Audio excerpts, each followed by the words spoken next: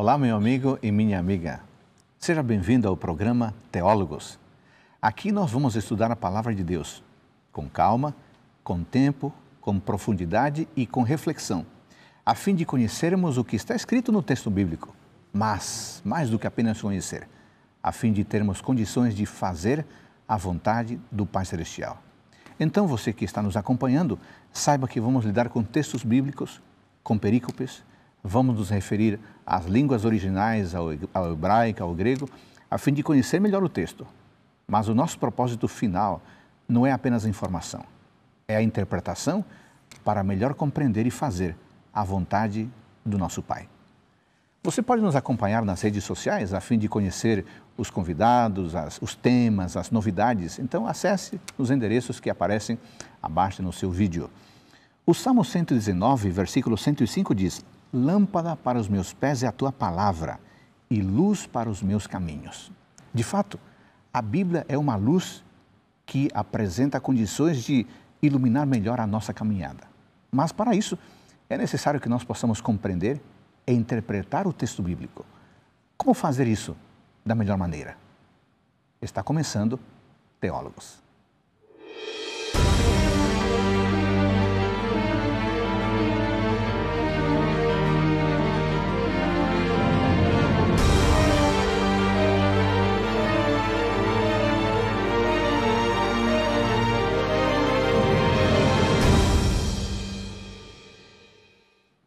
No tema de hoje, queremos compreender um pouco melhor como estudar a Palavra de Deus. A Bíblia. Que livro é este? Que cuidado precisamos ter a fim de estudá-la com proveito para que ela possa, de fato, iluminar a nossa caminhada? Este é um grande desafio e, para alcançar os objetivos deste programa, temos dois convidados especiais. Nós temos o Dr. Vanderlei Dornelles. Seja bem-vindo ao nosso programa. Obrigado.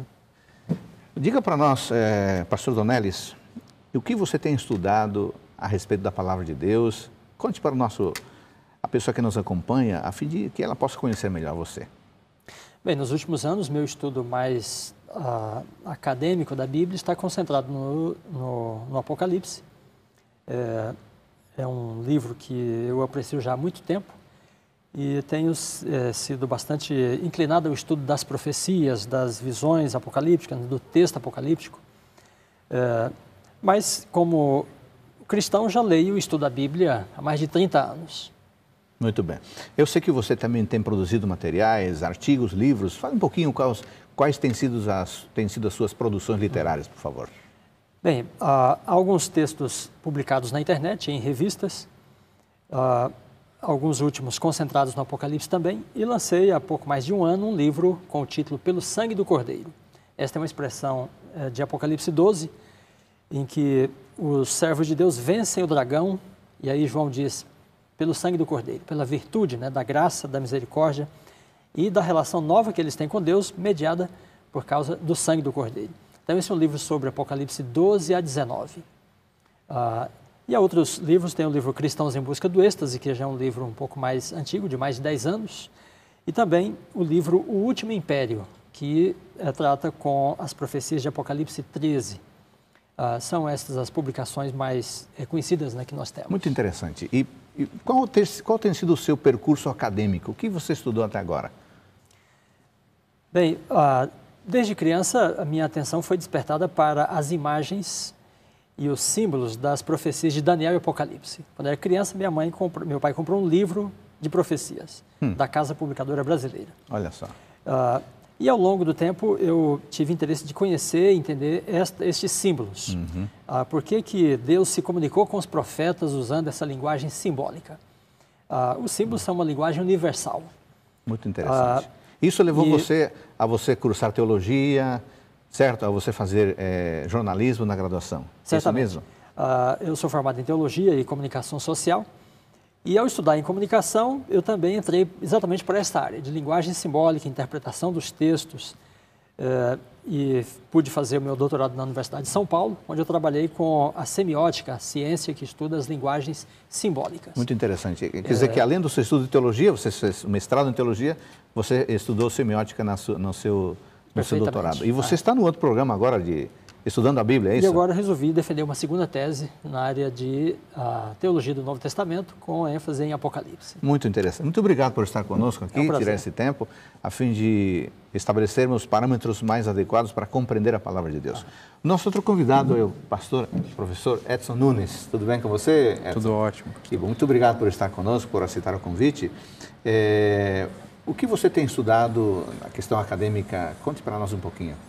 Eu sempre tive muito interesse por literatura, né? Desde criança também, sempre gostei bastante de ler e até cheguei a escrever alguns poemas, né?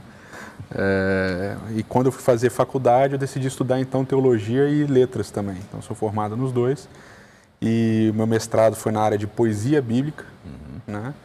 E meu doutorado é na área de narrativa bíblica, especificamente o livro de Gênesis. Então também estou fazendo na Universidade de São Paulo. E você está indo para a parte final do seu programa de doutorado. Isso, exatamente, terminando o doutorado. Então, os nossos dois convidados têm o estudo na área de teologia, mas também tem uma segunda formação, e você está percebendo que nós estamos diante de gente preparada para discutir os temas que já foi apresentado, o tema que já foi apresentado aqui. Bom, o nosso assunto de hoje, com esse primeiro programa, nós queremos dar parâmetros, diretrizes, para que as pessoas possam compreender adequadamente a palavra de Deus. Edson, que livro é este? Que livro é este tão especial que requer uma hermenêutica diferenciada? Aliás, o que é hermenêutica? Hermenêutica é um conjunto de ideias, de conceitos que você usa para estudar o texto bíblico, né? São abordagens ao texto bíblico, né? É uma ciência, né? Você tem hermenêutica em todas as áreas praticamente, né? E você tem, obviamente, hermenêutica bíblica. Agora, esse livro, muitas pessoas chamam de várias maneiras, né? A palavra de Deus, etc. E eu gosto de uma terminologia hebraica que chama a Bíblia de Mikra, né? Que vem do verbo kará, que significa chamar, né? Falar, chamar. Então, Mikra é o chamamento. Eu gosto de entender a Bíblia como um chamamento, né? Deus me chamando ao encontro com Ele. E esse encontro vai se dar através de um texto. Muito bem. Você quer dizer, então, que a nossa aproximação ao texto bíblico é diferente de qualquer aproximação a outra literatura? Então, sim e não, né? Sim, porque a gente acredita, pela nossa fé, nossos pressupostos filosóficos, existenciais, que essa é a palavra de Deus. E não porque ele também é um texto, como todos os outros textos. Então, as duas coisas têm que ser equilibradas. Você tem que entender o texto como você entenderia outro texto, ou seja, eu vou ler qualquer livro, eu preciso entender quem escreveu, quando escreveu, por que escreveu, como escreveu. São todas perguntas que eu vou fazer para qualquer tipo de texto, ok? E quando eu vou analisar o texto em si, eu também vou usar esses mesmos conceitos, essas mesmas ferramentas. Mas eu sempre tenho que lembrar que esse não é como os outros livros, né? Então, o balanço dessas duas coisas é muito importante. O que chama atenção a mim em relação à Bíblia é que Sim. as pessoas estudam de variadas formas, né? A Bíblia é capaz de se comunicar com a pessoa mais simples que lê simplesmente um texto, né? E encontra um conforto, uma orientação, uma instrução para a vida, para o dia dela, né? Então, a Bíblia é muito dinâmica nesse aspecto. E qualquer pessoa de qualquer formação pode entender alguma coisa, né, ao lê-la. Mas a Bíblia é também um documento que manifesta uma informação, um conceito de verdade, né? E Deus revela certos mistérios na Bíblia. Ele trata com a origem, a natureza do ser humano, o nosso destino. Agora, aí para entender a Bíblia como esse documento, né, de uma revelação divina, nós precisamos de nos aproximar dela com certa ciência, né, como disse o Edson. Então, nós temos a Bíblia hoje em nossas mãos, em língua portuguesa, em outras línguas, mas o que temos é uma tradução do texto, né, original, que foi transmitido pelo autor bíblico. E é um texto extremamente antigo, de 2000 anos para trás.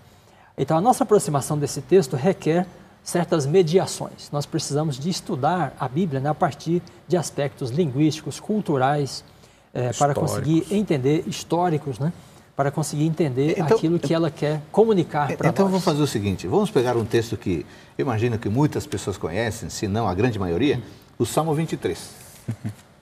Vamos tornar isso aqui um pouco mais didático para quem está nos acompanhando. Bom, você acabou de dizer que tem que considerar alguns elementos fundamentais a se aproximar do texto bíblico. Então, digamos que a pessoa está lendo o Salmo 23. Senhor, meu pastor, nada me faltará. Salmo de Davi. Então, vamos dizer para a pessoa agora que nos acompanha, que cuidado inicial ela deveria ter ao ler um texto bíblico. Aqui o nosso exemplo é Salmo 23.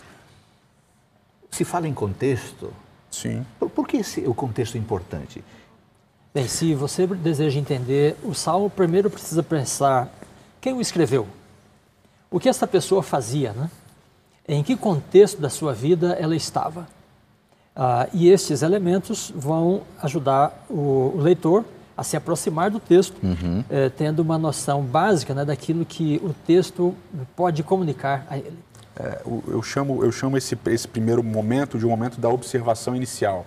Né? O que é observação inicial? É você ler. Você vai ler, você vai ter impressões do texto.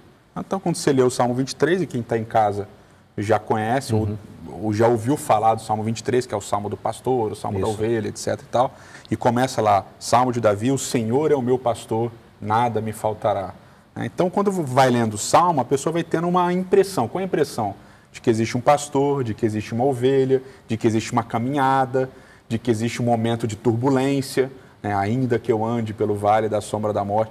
Ou seja, ela tem impressões. Essas observações iniciais, elas vão ajudar você a entender, ou elas vão ajudar você a levantar perguntas que vão guiar a interpretação desse texto. Então, por exemplo, que pergunta seria essencial como orientação para compreender o Salmo 23? Nisso que você chamou de observações gerais. Então, por exemplo, a primeira observação geral tem a ver que o professor, doutor Dornelles, começou a falar, né? Começa dizendo Salmo de Davi. Então, quem é o autor, né?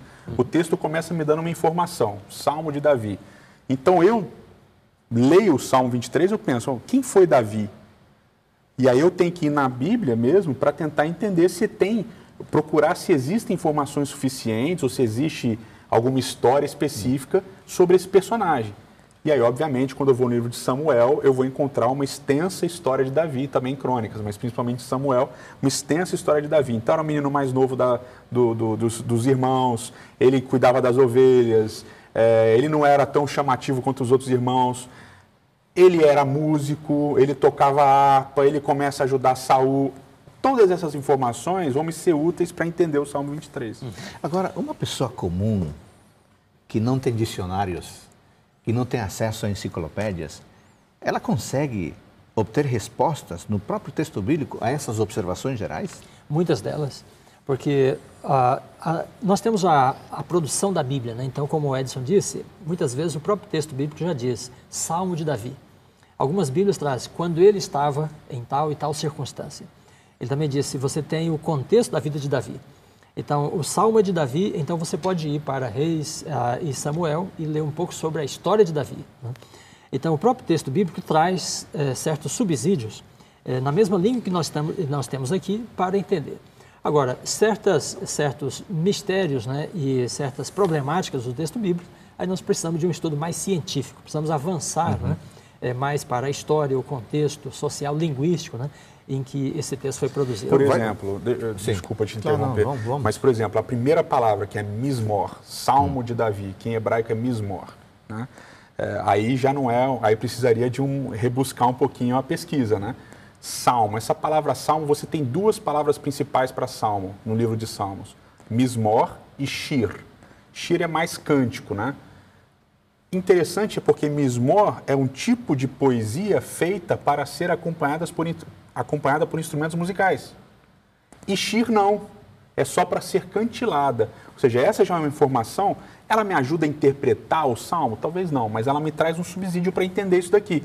Então isso provavelmente era uma música que era cantilada com acompanhamentos de instrumentos musicais, né? Então esse Salmo já ganha um outro colorido, ou seja, você tem uma informação que não necessita de tanto cavar, que é Davi. Quem é Davi? Davi, o rei, o Davi, o amigo de Jonatas, Davi. E eu tenho outra informação que eu vou ter que cavar. Então é interessante você sempre ir se aprofundando, né? Até um aspecto importante você nunca deve permanecer onde você está. no estudo da Bíblia. Você sempre deve buscar ir um passo além, para entender e cavar cada vez mais. Muito bem. No caso do Salmo 23, o de todos os salmos, né, o que predomina é a linguagem metafórica. Sim. Então, Davi está falando de um contexto, né, de uma situação de pastoril, de ovelhas, de um pastor. Às vezes ele diz, o Senhor é minha rocha, minha fortaleza, né, meu refúgio. Então, são várias palavras, metáforas, que vêm desse contexto de um camponês, de um pastor, né? E nós precisamos de interpretar essa linguagem e aplicá-la para o nosso contexto. Nós não somos pastor de ovelhas, sim, mas nós precisamos de podemos aplicar, então, esta mesma relação, né, do pastor com a ovelha, a nossa relação com Deus. Muito bem. Além do aspecto geral que foi tratado aqui do autor, nós percebemos que saber quem é o autor é importante. Faz diferença saber se foi o jovem Davi quem escreveu ou foi o experiente Davi, vai fazer diferença, né? Dependendo do texto, vai fazer diferença. Vai fazer diferença. Por exemplo, no Salmo 51, faz total diferença você saber. Inclusive, quando faz diferença, o salmista faz essa referência. Salmo de Davi, quando ele perdeu o filho que tinha gerado com Batseba, etc. Isso significa que esse contexto deve ser considerado. Logo depois vamos falar de contexto. Sim. Alguma outra observação de cunho geral que você disse, amplo? Amplo entender a dinâmica do texto, né? Por exemplo, quando você lê aqui o Salmo do Bom Pastor, né, o Salmo 23, da ovelha com o pastor, você percebe que essa relação ela é pontuada por 3 momentos.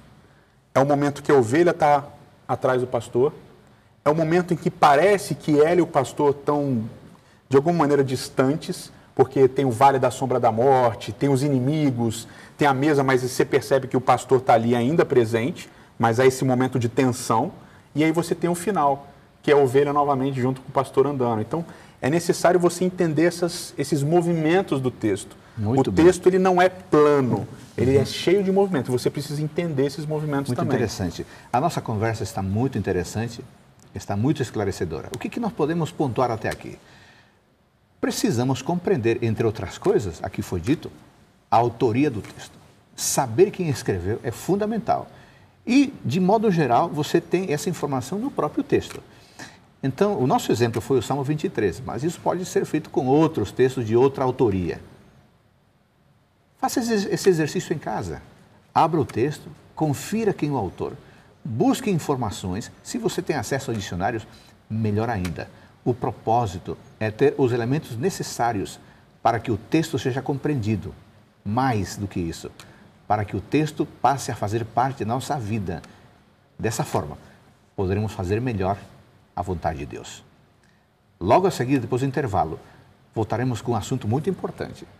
O gênero literário. Faz diferença compreender o gênero literário? Voltamos daqui a pouco com o nosso estudo da Palavra de Deus no programa Teólogos.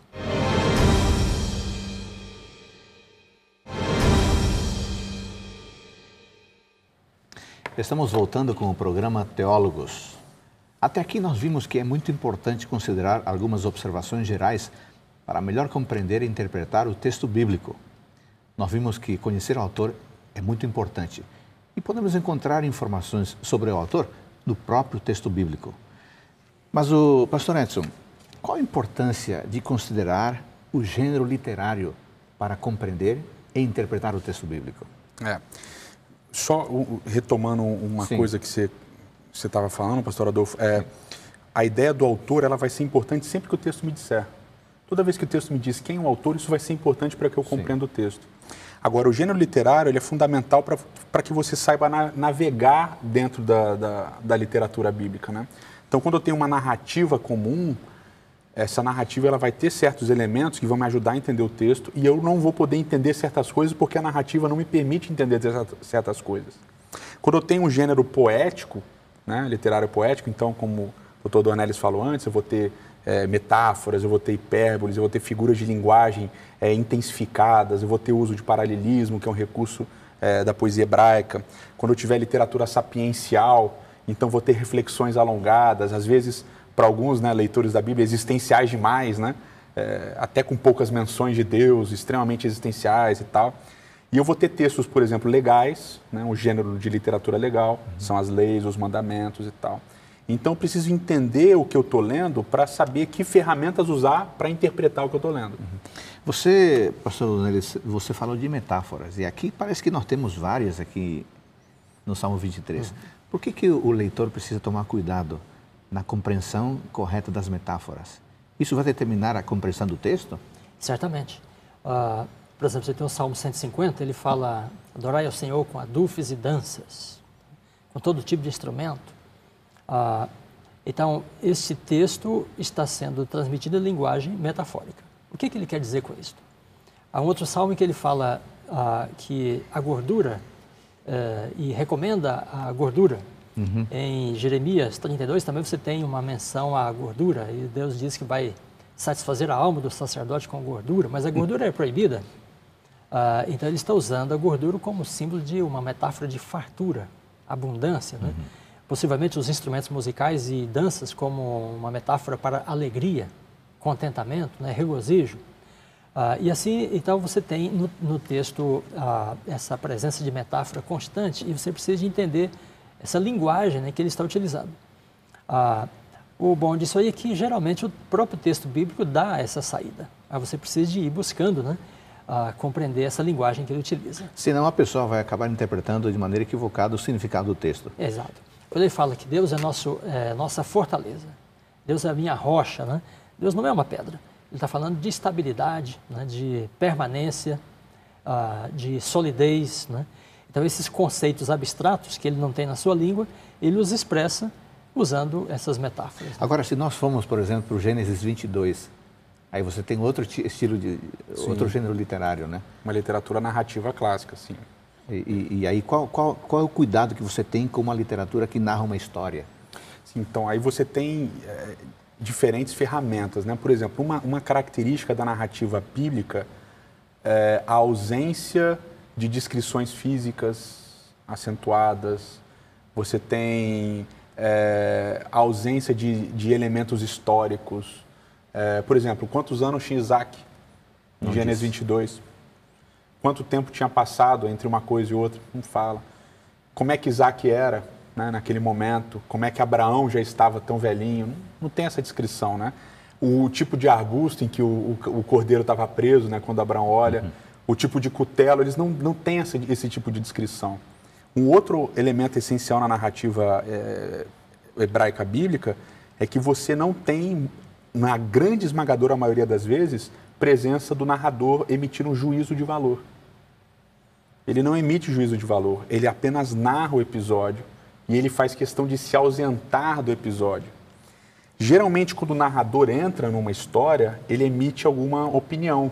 Então, por exemplo, a gente tem um caso clássico do narrador entrando na história, que é Gênesis capítulo 2, os últimos versículos. Deixa o homem, seu pai e sua mãe, se une à sua esposa e os dois tornam-se uma só carne. Porque quando o narrador ele entra na história, ele deixa de chamar atenção para os personagens e para a própria estrutura do texto, e ele chama atenção para ele. Porque todo mundo que lê Gênesis 2, quando fala assim, mas como é que o homem deixa o pai e a mãe se Adão não tinha pai e mãe?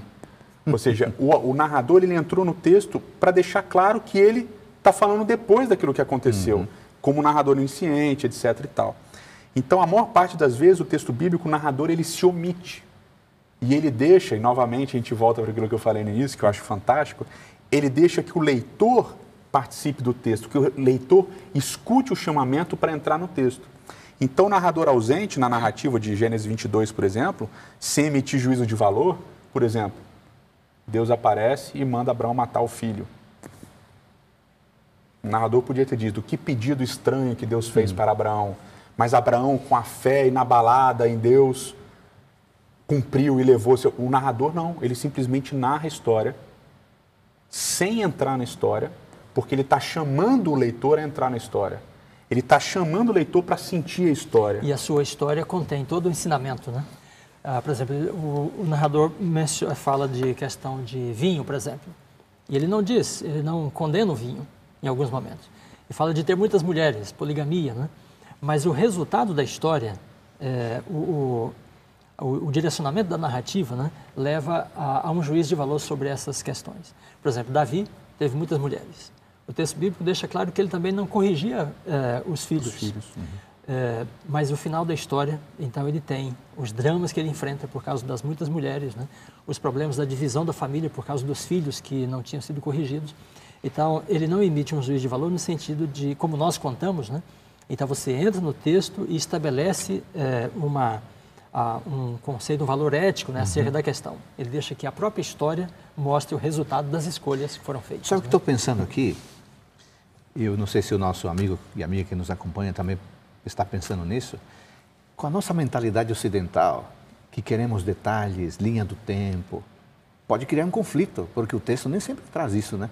Sim, com certeza. E cria um conflito diversas vezes. O início, por exemplo, de Gênesis 1 até Gênesis 11, e depois a história dos patriarcas, é cheio desses gaps, né, desses vazios históricos e cronológicos. Porque a preocupação do autor bíblico não é essa. Esse é um aspecto fundamental.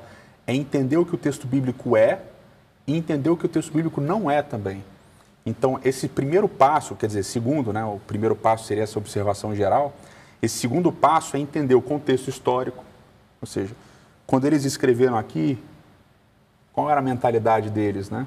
O contexto sociocultural, ou seja, nós não estamos falando de uma cultura ocidental, judaico-cristã, a gente está falando de uma cultura oriental, antiga, influenciada por diversos povos mesopotâmicos.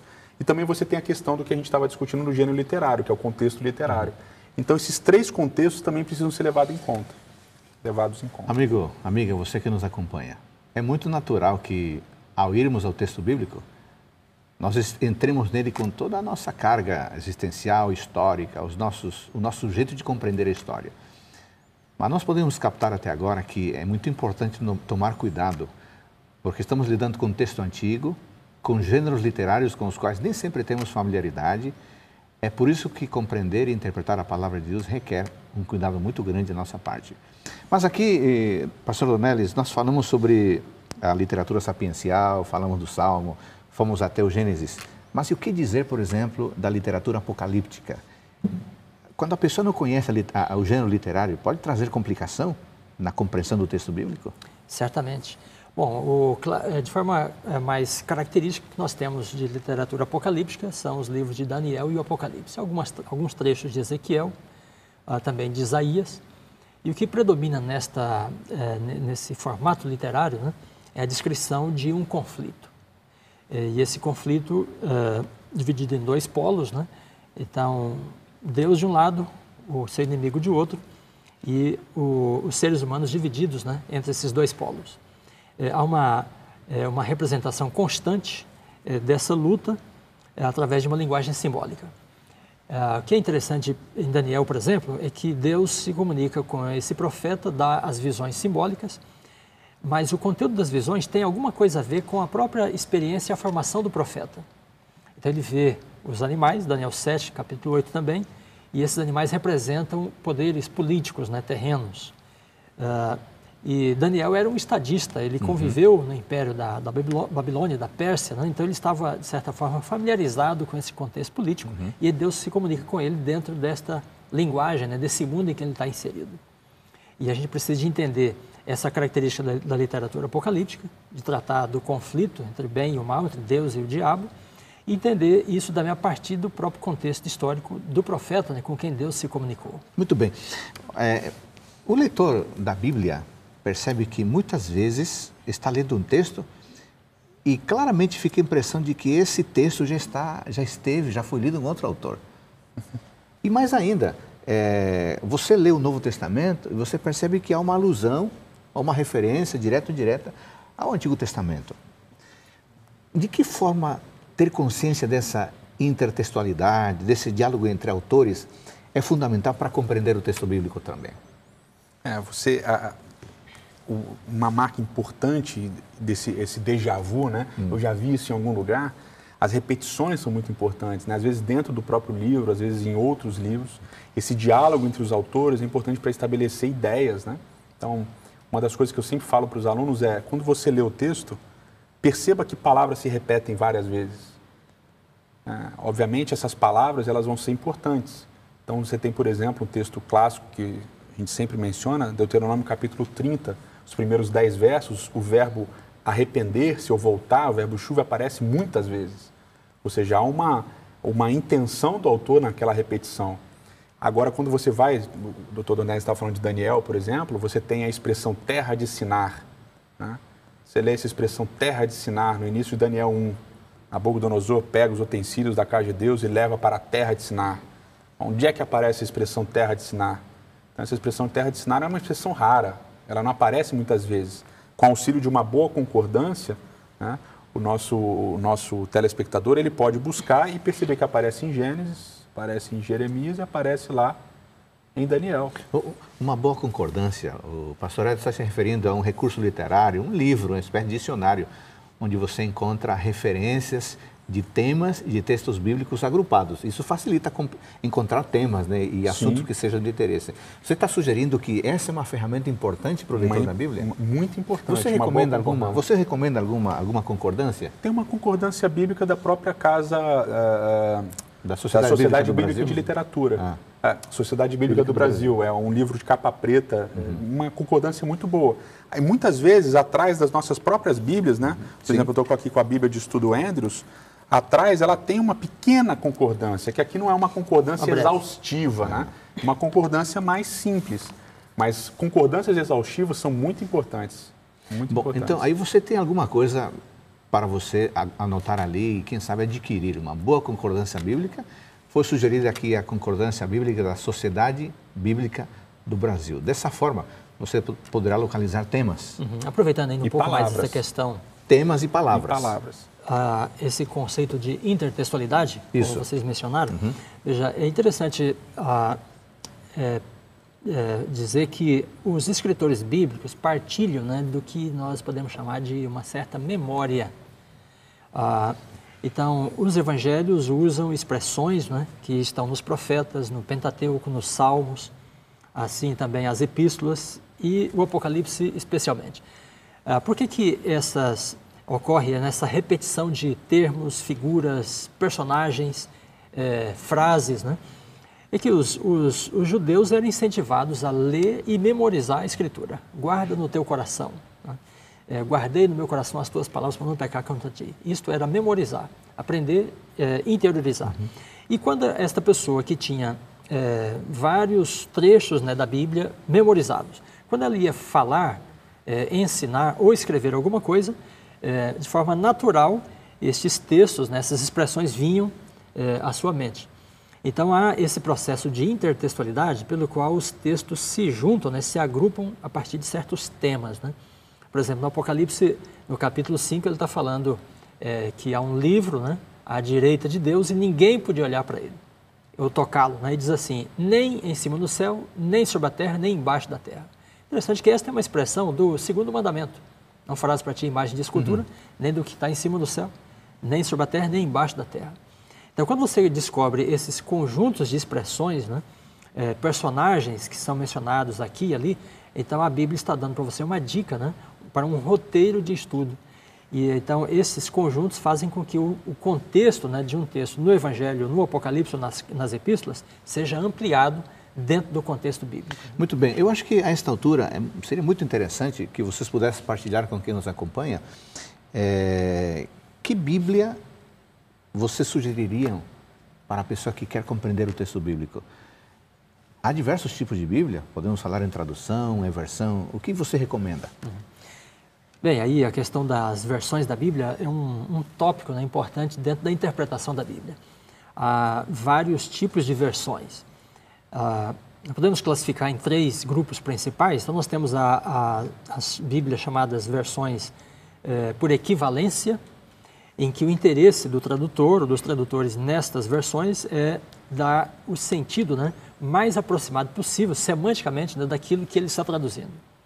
Então, a Bíblia Almeida, a corrigida, a atualizada, são 2 exemplos de Bíblias de tradução por equivalência. E há as traduções dinâmicas, em que o interesse principal não é necessariamente dar o sentido semântico do dicionário, né, do texto que está sendo traduzido. O interesse é tornar o texto compreensível, interpretar. Então, o interesse comunicativo é superior à equivalência. E há as chamadas paráfrases. Bom, as traduções dinâmicas, então nós temos a nova tradução na linguagem de hoje, aqui no Brasil, temos a nova versão internacional, entre outras. E há as chamadas paráfrases, em que a pessoa não está necessariamente traduzindo o texto, né, mas contando a mesma história ou reproduzindo em outra língua o conteúdo, né, que está na língua original. Então, a mensagem, por exemplo, é uma dessas consideradas paráfrases, né, entre outras. Rapidinho, a pessoa tem interesse em ir ao texto hebraico. Que orientação breve você daria para essa pessoa? Tem que buscar uma boa gramática e um bom dicionário. A pessoa não precisa saber falar hebraico, que é um dos problemas. Tem que aprender a falar hebraico. Você não tem que aprender a falar hebraico. Você tem que aprender a reconhecer o alfabeto, a junção do alfabeto para formar as palavras, para poder usar um bom dicionário. Um dicionário que traduz as palavras do hebraico. Né? Então, não é tão difícil. Aconselharia a fazer um curso de hebraico online, né? Existem buscar existe essa possibilidade hoje, né? Sim. Há muitos cursos sendo dados online. Sim, muitos cursos de hebraico bíblico online. Há as versões interlineares, Olha só. em que você tem o texto original e o texto traduzido. Mas hoje, com o computador, nós temos programas que facilitam muito isso. Então, você tem BibleWorks, que é um programa que tem inúmeras versões da Bíblia, com a correspondência, às vezes com o inglês, com o português, com o texto original. Na internet, gratuitamente, você pode encontrar o eSword, que é um programa que tem as referências de Strong, né? E então você tem uma facilidade grande para identificar todos os textos da Bíblia que usam determinada palavra, do grego ou do hebraico. Muito bem, amigos, falamos de muitas coisas importantes nesse bloco. Falamos da necessidade de identificar o gênero literário, falamos sobre a importância de considerar o diálogo entre os autores, o Novo Testamento indo para o Antigo Testamento, ou mesmo em alguns dos testamentos, um dos escritores falando do outro, se referindo ao outro. E falamos também, finalmente, da importância de ter uma boa versão bíblica, seja para estudo ou seja para meditação. No próximo bloco, queremos aprofundar um pouco mais a percepção da necessidade de meditar na Palavra de Deus. E, principalmente, vamos falar um pouco sobre a aplicação do texto bíblico em nossa vida. Retornamos daqui a pouco com Teólogos.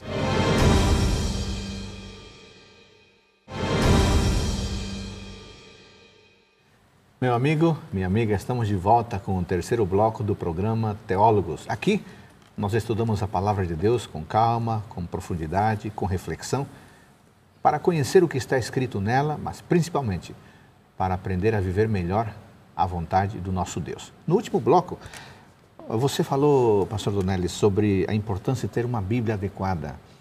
Que Bíblia especificamente você sugere àquela pessoa que quer estudar com calma, com profundidade, a Palavra de Deus? Bem, quando nós falamos de versões bíblicas, em geral, nós não priorizamos umas sobre outras como sendo melhor, mais bem feita, etc. A Bíblia Almeida Revista e Atualizada, segunda edição da Sociedade Bíblica, é considerada uma boa versão. Agora, o importante em relação às versões é que você precisa de compará-las. E ao comparar a Almeida Atualizada com a NVI, com a mensagem, a paráfrase, com a tradução dinâmica, então você vai perceber que há variações, né, na maneira de interpretar. E estas variações vão sugerir para você determinadas pistas, né, para entender o texto.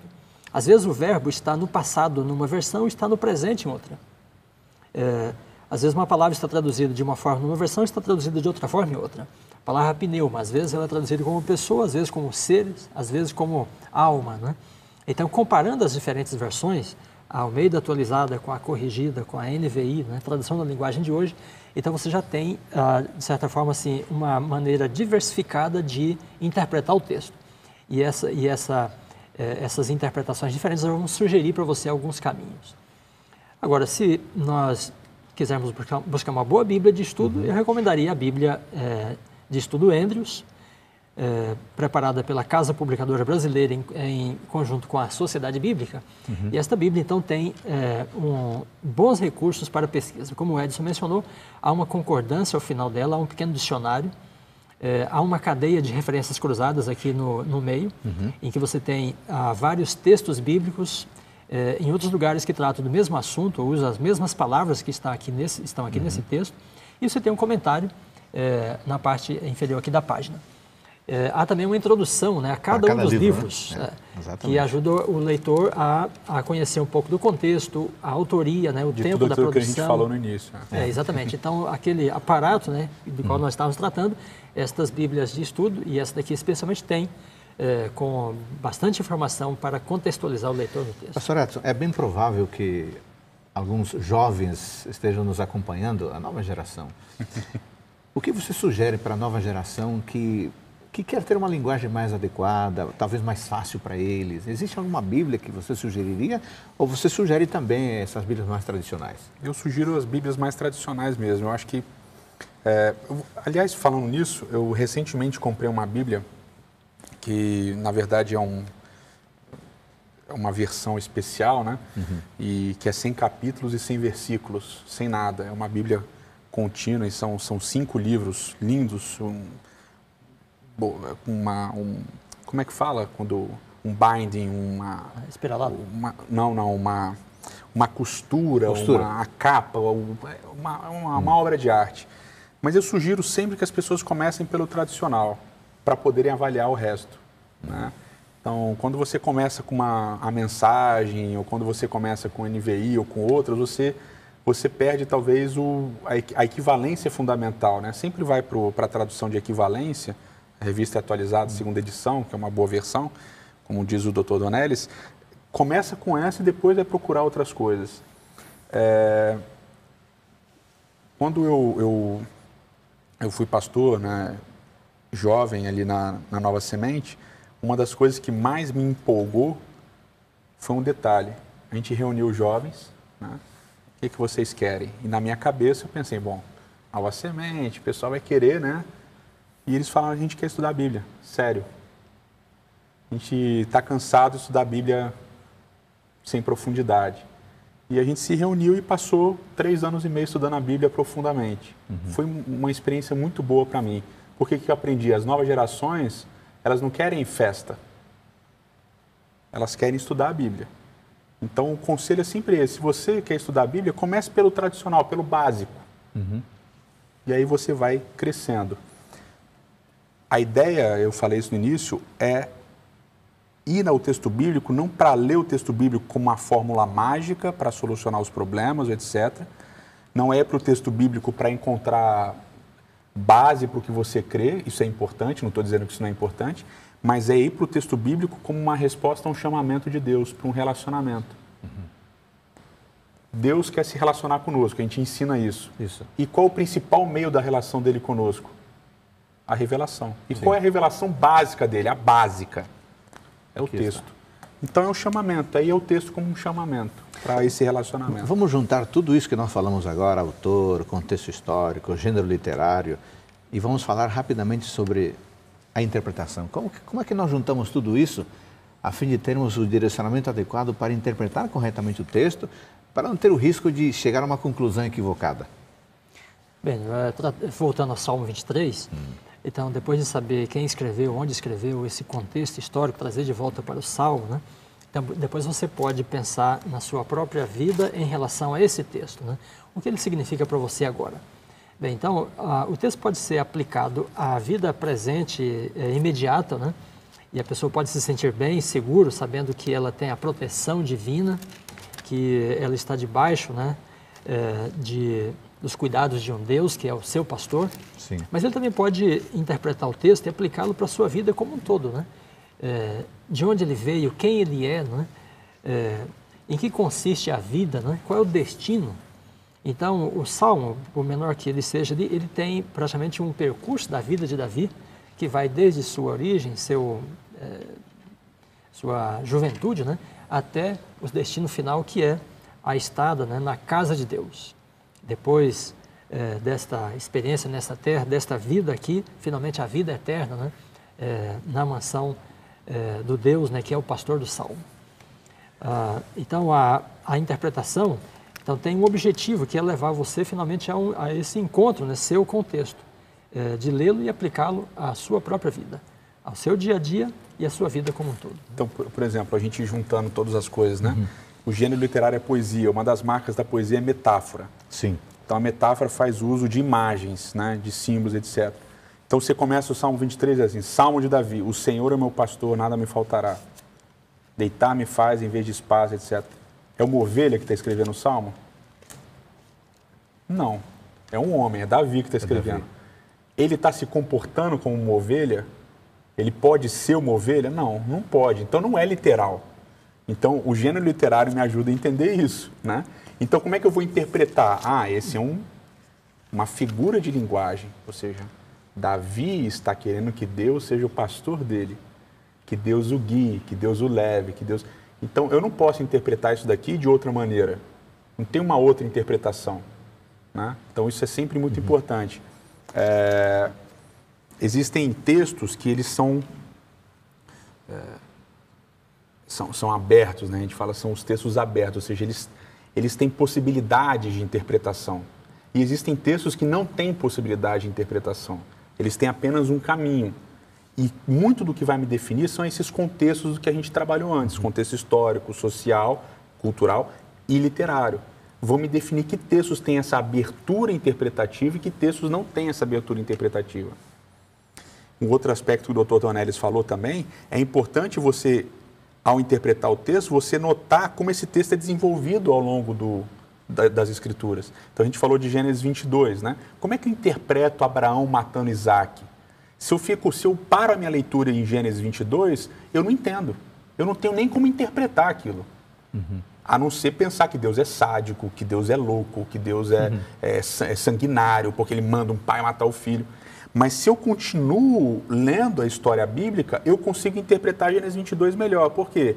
Eu percebo que um pai entrega um filho para morrer, João capítulo 3, verso 16, e depois a morte de Jesus na pai e tal. Então, aí eu consigo interpretar Gênesis 22. Então, quando eu leio Gênesis 22 sozinho, a minha interpretação às vezes é limitada, a minha gama interpretativa é limitada. Mas quando eu leio o resto da Escritura, às vezes me joga a luz naquilo. Eu tenho inúmeras maneiras de interpretar Gênesis 22? Não. Não são muitas. Ok? Agora, outros textos vão me dar margens maiores. Então, isso é sempre importante. E aí, colocando o que o Dr. Dornelles falou, que é extremamente importante, que é a aplicação, né? Tem um amigo que ele sempre diz assim, ok, estudamos e tal, e agora, como viveremos? Né? Porque a questão é essa, a gente interpreta... Como o texto influencia a sua vida. Antes de irmos para a aplicação, que vai ser o nosso fechamento, eu queria trazer aqui para a nossa conversa rápida um texto muito bonito de Josué, capítulo 1, versículo 8. Josué 1:8. Não cesses de falar desse livro da lei, antes medita nele dia e noite, para que tenhas cuidado de fazer segundo tudo quanto nele está escrito. Meditar. A nossa aproximação com o texto bíblico não pode ser uma coisa puramente mecânica, técnica.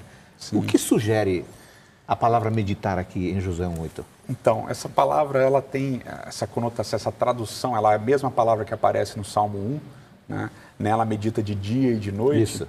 É a mesma palavra. A gente tem uma concepção ocidental / oriental de meditação como algo que você fecha os olhos e, né, levanta as mãos, faz a mãozinha assim e transcende, né?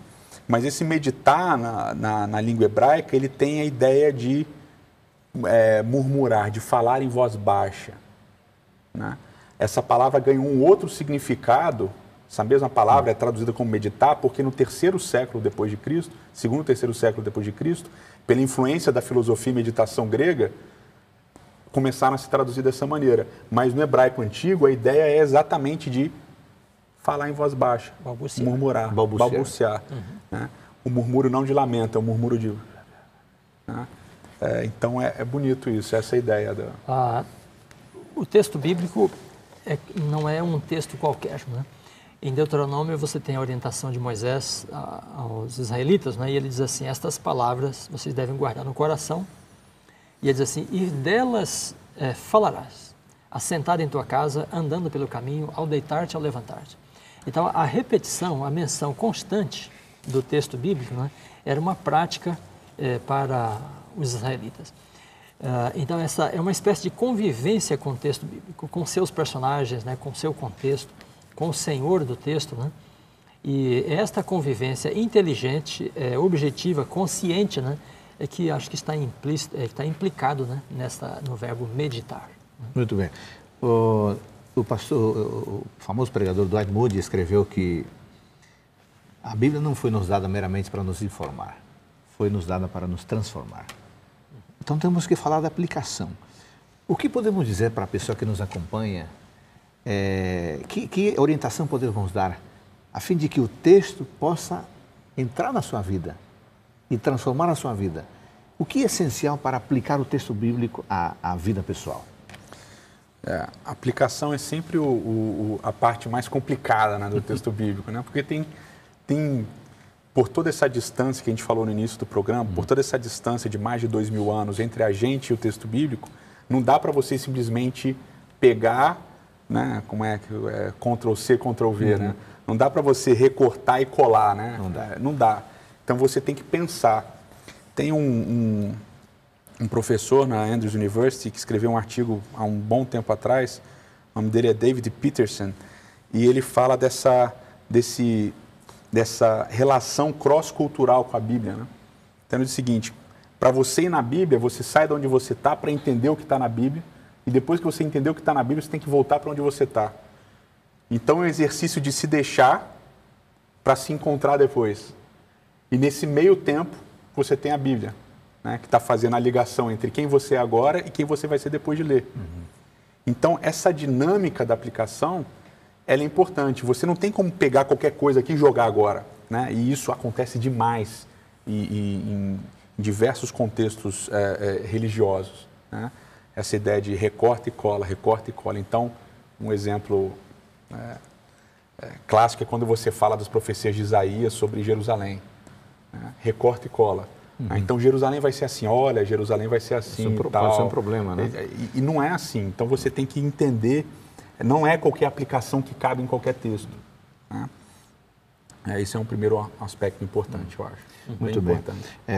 Lembrando a pessoa que nos acompanha que se a palavra é de Deus e a palavra é de Deus, precisamos em oração estudá-la para que ela nos fale pessoalmente. Sim. Pastor Donelli, estamos indo para o finalzinho, aqui temos pouco tempo. Uma pessoa está começando o hábito da leitura. Que duas orientações básicas, práticas você dá para essa pessoa considerar na hora de se aproximar do texto bíblico de forma que ele fale o coração dela? Bem, uma primeira postura é, como o Edson disse ao princípio, né, a Bíblia nos chama, né? É um chamado para ouvir, né, a voz de Deus. Então, a primeira atitude é a atitude de humildade. Nós nos aproximamos da Bíblia não como um documento para ser interpretado, né? Não como um documento histórico, mas como uma voz divina. Muito bem. Então, a humildade, né, de ouvir, assentar-se aos pés daquele que fala e estar disposto a receber e obedecer a essa voz. Muito bem. Então, aceitá-la e, em seguida, cumpri-la. Muito bem. Amigos, tivemos momentos proveitosos, estudamos a maneira de nos aproximarmos do texto. É importante conhecer o gênero literário, é importante conhecer o contexto, é importante conhecer o autor, é importante aplicar o texto à nossa vida. E agora, o que você vai fazer? Quer uma sugestão? Tome a sua Bíblia. Comece agora mesmo. Escolha um texto, considere o que está lido, peça a orientação do Espírito Santo, busque ferramentas. Assim você vai conhecer a palavra de Deus, mas acima de tudo você vai fazer a vontade dele. Que Deus abençoe você. Até o nosso próximo programa, Teólogos.